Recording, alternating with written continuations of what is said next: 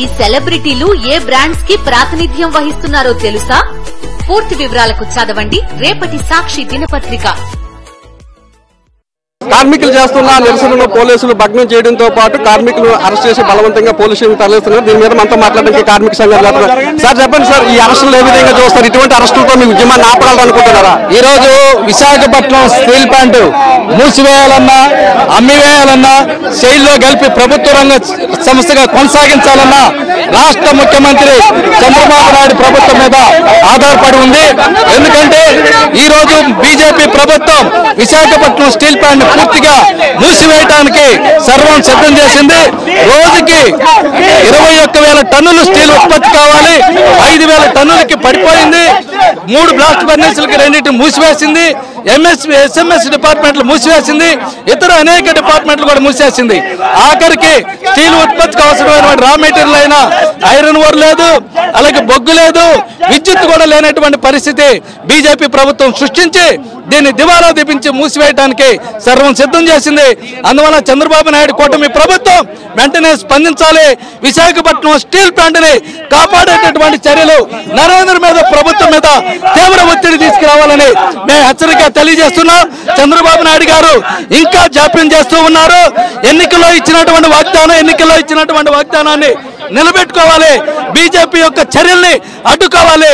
శైలిలో కలిపేటటువంటి చర్యల మీద నరేంద్ర మోడీ ప్రభుత్వం మీద ఒత్తిడి తీసుకొచ్చి ప్రకటన చేపించాలని మేము డిమాండ్ చేస్తున్నాం. గత ప్రభుత్వ హయాంలో తమకు నోటీసులు అందలేదు. కూటమి ప్రభుత్వం అధికారంలోకి వచ్చిన తర్వాత తమకు నోటీసులు అందజేస్తున్నారు. ఈ నోటీసులతో తమ ఉద్యమాన్ని కూడా ఆపలేరని, అసలు ఈ నోటీసులు కూడా పట్టించుకోమని, ఈ నోటీసులు అనేవి తమకు నాలిక గీసుకోవడానికి కూడా పనిచేయమని చెప్పి కార్మికులంతా చెప్తున్నారు. 32 మంది త్యాగాలతో సాధించుకున్న స్టీల్ ప్లాంట్ కోసం అవసరమైతే మరోసారి త్యాగం కూడా చేయడానికి తాము సిద్ధంగా ఉన్నామని కార్మికులు చెప్తున్నారు. ఏదేమైనప్పటికీ కూడా ఎన్నికలకు ముందు ఏదైతే హామీ ఇచ్చారో కూటమి నేతలు చంద్రబాబు నాయుడు కానీ, పవన్ కళ్యాణ్ కానీ, బీజేపీ నేతలు కానీ ఇచ్చిన మాట ప్రకారం విశాఖ స్టీల్ ప్లాంట్ను కాపాడవలసిన బాధ్యత వారి మీద ఉందని కార్మికులు చెప్తున్నారు. ఇదే తరహాలో మూర్ఖంగా మొండిగా వ్యవహరించినట్లయితే రాష్ట్ర ప్రభుత్వానికి రానున్న రోజుల్లో తగిన బుద్ధి చెప్పడానికి కార్మికులంతా కూడా సిద్ధంగా ఉన్నామని చెప్తున్నారు. కెమెరా అపలరాజుతో నాయుడు, విశాఖ స్టీల్ ప్లాంట్ నుంచి.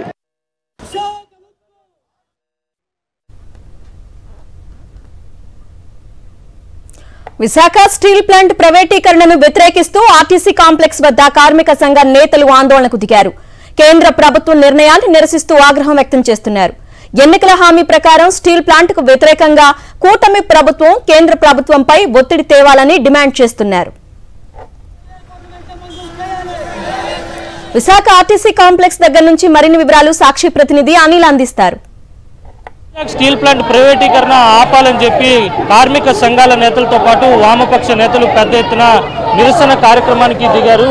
విశాఖలోని ఆర్టీసీ కాంప్లెక్స్ రోడ్లో ధర్నా నిర్వహిస్తున్నటువంటి విజువల్స్ ని సాక్షి టీవీ స్క్రీన్ పై చూడొచ్చు. సార్, మీరు ఎన్ని పోరాటాలు చేసినా కేంద్ర రాష్ట్ర ప్రభుత్వాలు మీ పోరాటాలని పట్టించుకున్నటువంటి పరిస్థితుల్లో లేదు. ఏ విధంగా చూడాలి? ఈరోజు ఎన్డీఏ కూటమి ఏదైతే ఈ రాష్ట్రంలో ప్రజలంతా కూడా బ్రహ్మరథం పట్టి ఈరోజు చాలా ఎక్కువ సంఖ్యలో సీట్లు అనేది ఇచ్చారు. చంద్రబాబు నాయుడు గారు ఎన్డీఏ ప్రభుత్వం ఉండేటప్పుడు మరి స్టీల్ ప్లాంట్ అనేది ప్రైవేట్ పరం చేయకుండా ఆపుతానని ఆ రోజు హామీ ఇచ్చారు. హామీ ఇచ్చిన తర్వాత నేటి వరకు కూడా దాని మీద ఇప్పటికి ఇంచుమించు 2 నెలల పైసలకైనా కూడా దీని మీద ఎటువంటి స్పందన అనేది లేదు. ఈరోజు ఏదైతే విశాఖ ఉక్కు ఆంధ్రులక్కని ఆనాడు పెద్ద ఎత్తున 66లో పోరాటం చేస్తే అప్పుడు ఉన్న ఇందిరాగాంధీ 72లో శంకుస్థాపన చేశారు.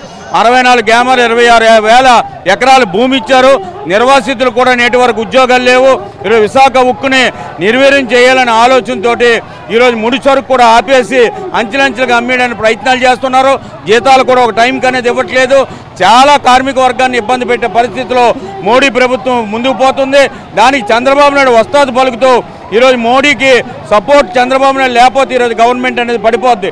ఇప్పటికైనా చంద్రబాబు నాయుడు ఎన్డీఏ కూటమి అనేది ఏదైతే ఉందో ఎన్డీఏ కూటమిని మద్దతు ఇస్తున్నారు కాబట్టి దాన్ని కళ్ళు తెరిచి విశాఖ స్టీల్ ప్లాంట్ మణిహారంగా ఉన్నదాన్ని విశాఖ ఉక్కుని ప్రభుత్వ రంగంలో కొనసాగించాలి, లేదా శైలిలో కలపాలని అఖిలపక్ష కార్మిక సంఘాల ఏఐటీసీగా డిమాండ్ చేస్తున్నాం. మీరు ఒకవైపు నుంచి పోరాటం చేస్తుంటే మరోవైపు స్టీల్ ప్లాంట్ ప్రైవేటీకరణ ప్రక్రియను వేగవంతం చేస్తుంది యాజమాన్యం. దీన్ని ఎలా?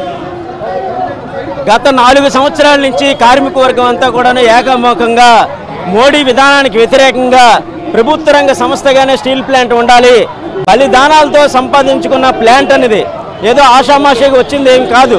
దాదాపు అనేది 9,000 కోట్ల రూపాయలు అనేది పెట్టుబడి పెడితే మోడీ ఇది కేంద్ర ప్రభుత్వానికి 53,000 కోట్ల రూపాయలు అనేది ఈరోజు డివిడెండ్ రూపంలో ఈరోజు అనేది ఇవ్వడం అనేది జరిగింది. అందువల్లే కార్మిక వర్గం అంతా కూడా ఏకాన్ముఖంగా ఈరోజు అనేది ఉండాలి.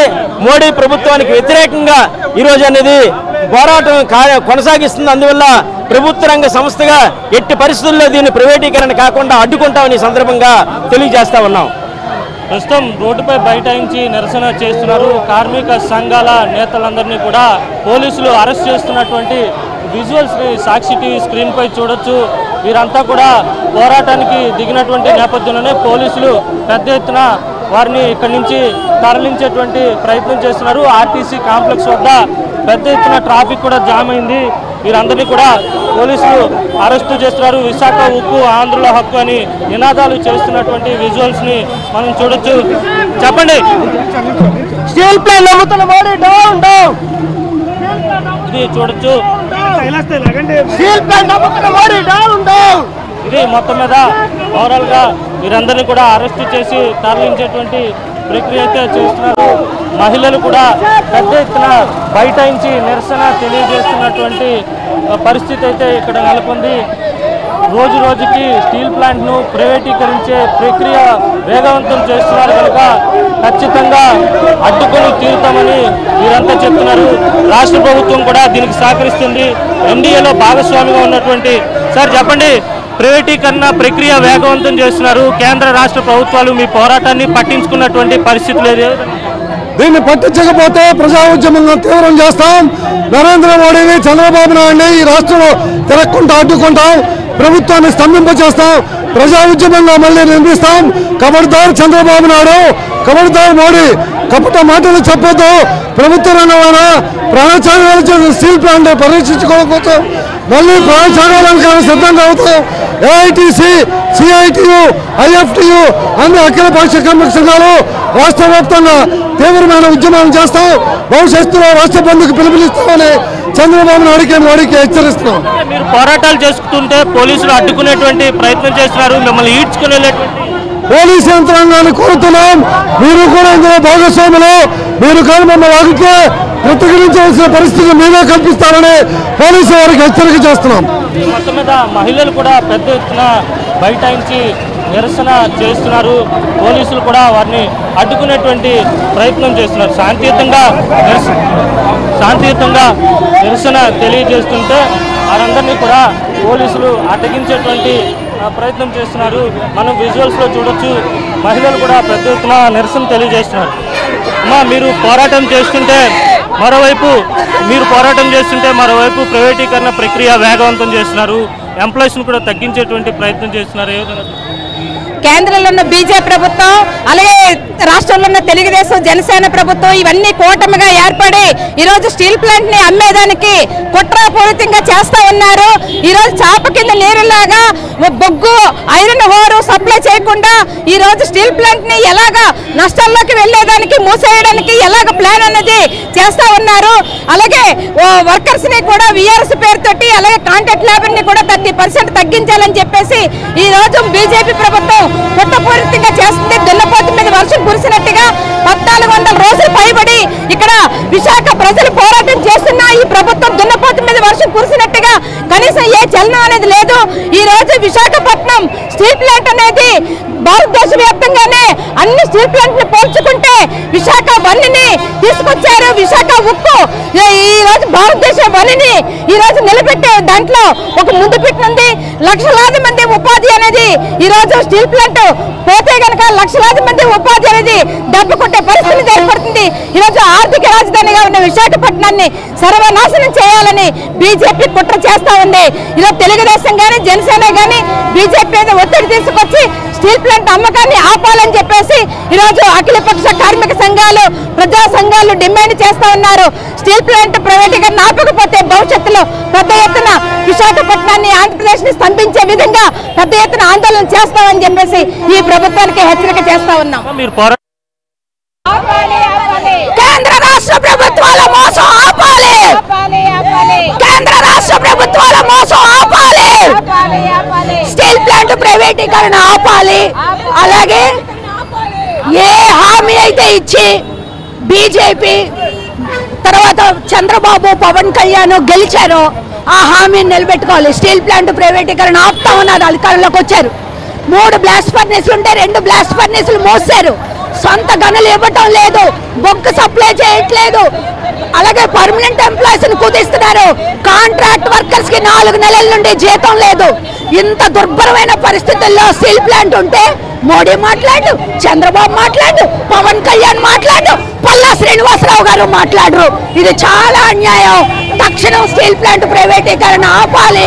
ఆపే వరకు మా పోరాటం కొనసాగుతుంది. మేము ఒక్కలం చేయట్లేదు, మొత్తం కార్మిక సంఘాలు, విద్యార్థి, యువజన, మహిళా సంఘాలన్నీ కూడా ఈ పోరాటాన్ని చేస్తున్నాయి. మోసం చేసిన వాళ్ళకి ప్రజలు తగిన బుద్ధి చెప్తారు. తక్షణం ప్రైవేటీకరణ ఆపాలి. మూసేసిన బ్లాస్ట్ ఫర్నేసులు వెంటనే తెరవాలి, సొంత గనులు ఇవ్వాలి, శైలిలో వెంటనే విలీనం చేయాలని మేము అఖిలపక్ష కార్మిక సంఘాలు, విద్యార్థి, యువజన సంఘాలుగా డిమాండ్ చేస్తున్నాం. స్టీల్ ప్లాంట్ ప్రైవేటీకరణ ఆపాలి, స్టీల్ ప్లాంట్ ప్రైవేటీకరణను ఆపి తీరుతామని చెప్పి తెలుగుదేశం, జనసేన, బీజేపీ అధికారంలోకి వచ్చే ఖచ్చితంగా స్టీల్ ప్లాంట్ ప్రైవేటీకరణను ఆపి మళ్ళీ బ్లాస్ట్ ఫర్నేసులు రన్ చేయాలని చెప్పి కార్మిక సంఘాలు పెద్ద ఎత్తున డిమాండ్ చేస్తున్నాయి. వారి పోరాటాన్ని పోలీసులు కూడా అడ్డుకునేటువంటి ప్రయత్నం చేస్తున్నారు. ఇప్పటికైనా ప్రభుత్వం దిగి వచ్చి ప్రైవేటీకరణ ప్రక్రియను ఆపకపోతే పెద్ద ఎత్తున ప్రజా ఉద్యమానికి సిద్ధమవుతామని హెచ్చరిస్తున్నారు. వీడియో జర్నలిస్ట్ శంకర్తో కలిసి అనిల్, సాక్షి టీవీ, విశాఖ నుంచి.